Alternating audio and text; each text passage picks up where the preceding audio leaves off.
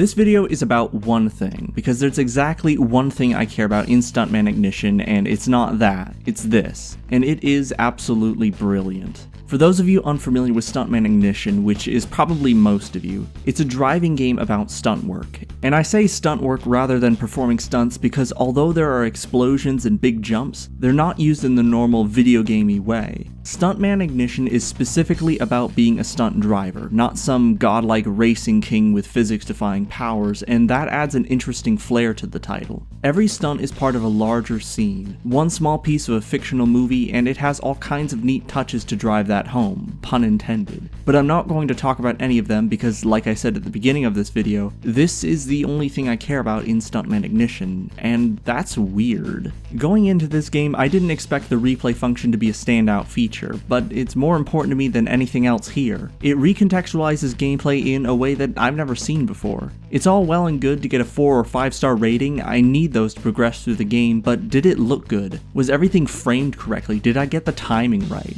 Cameras placed throughout the scenes record every drift, jump, and crash, and if I make a mistake, it's going to be there in the replay. Now, if something like that happened on a real movie set, the mistake would be edited out and replaced with footage from another take, but this isn't a real movie set. Stuntman Ignition wants everything done perfectly in a single run. Players have infinite retries to chase high scores, but there isn't an option to rewind time or begin from a checkpoint. Sloppy driving is already undesirable since it lowers scoring potential, but replays make it near unbearable for me to abide. Stuntman is what some might call tightly scripted, but it could just as easily be described as infuriating. Sharp turns, precisely timed stunts, and difficult jumps mean there's an extremely narrow margin for error, and although the cameras capture every botched stunt and failed drift, there's still a certain satisfaction in watching a successful run, even if it isn't perfect. About an hour into my playthrough of Stuntman Ignition, I was watching a replay of one of the most difficult scenes I had played so far, and I thought to myself, that looks so cool. It wouldn't win any cinematography awards, but it also didn't look like a game replay. It looked like an action scene, and my next thought was, I did that.